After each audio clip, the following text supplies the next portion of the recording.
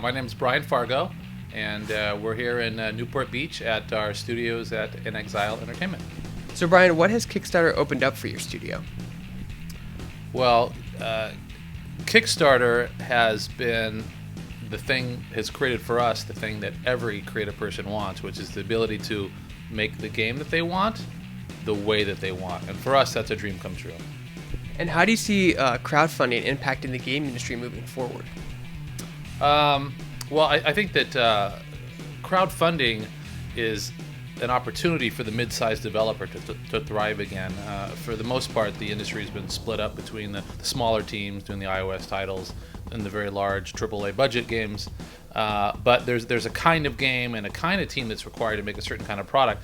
Certainly us for our role-playing games. And so this crowdfunding has opened it up for this type of company to do well and survive again. And for that, I think it's great. It's certainly great for us, but also for the gamers. And with so many projects now out there on Kickstarter, what's the key to success? Well, awareness is the real key to success on Kickstarter these days. When you launch on Kickstarter, that should be step 40. And for many people, I think they think that should be step 1. And it's the noise that's going on around you so that you have some sort of awareness that's really critical. No different than when you release a game on iTunes, right? It's how are people going to know about it? How are they going to know about your Kickstarter project? So it's important that you are able to communicate and show that you can also deliver. Delivery is a big concern with people. So you need to either show it with a demo or by selling your experience and your track record of what you've done before. And what were your goals heading into Wasteland 2? Well, our goals are pretty simple for Wasteland 2, which is we need to deliver and want to deliver the most important role-playing game that's been made before. We have a lot of pressure on us, and we love the pressure, but we want to deliver something special. And how are advances in technology over time impacting the new Wasteland game? There's some radically different shifts in the way games are being made now versus even, say, 10 years ago. And one part of it's tools. We can do a lot more in a shorter period of time because of the tools that are available. But also the way that we are communicating with the fans of the game is a big part of it. And that's not necessarily a technology, but sort of a paradigm shift for how we solicit input from people and integrate that. How is inXile working on Obsidian on this game?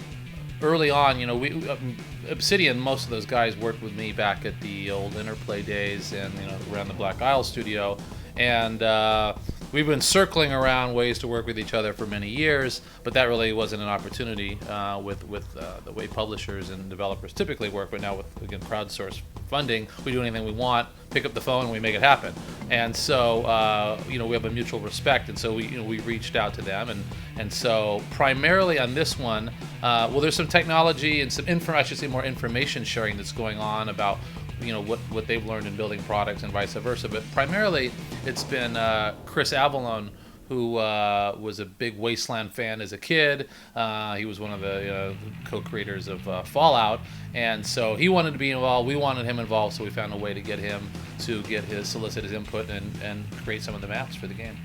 And what role will fans who funded Wasteland 2 play as the game is developed?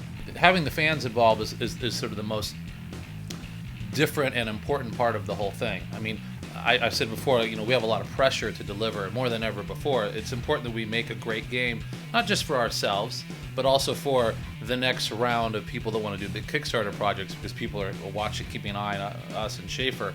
And so even though I have more pressure, and a more personal pressure too than ever before, I feel confident because we're vetting everything all along the way. We're soliciting feedback from the backers or the fans on the priority of things.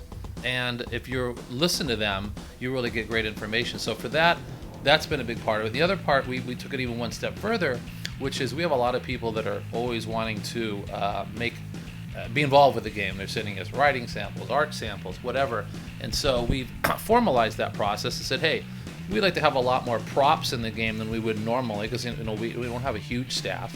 And so if you'd like to be interested, why don't you submit your stuff to the Unity store, and we'll go through it. And we have a whole, I don't need to get into all the details, but it allows people to either they want to break in the business, they want to be part of it, and so, put in assets for the game. Well, the first couple rounds will come in, stuff's fantastic, it's great, and they can resell it on the store and make money from it, and we buy it from them. Again, there's a whole long part of it, but that was those are two kind of ways. So both from an input and actually asset creation, we're working with people directly.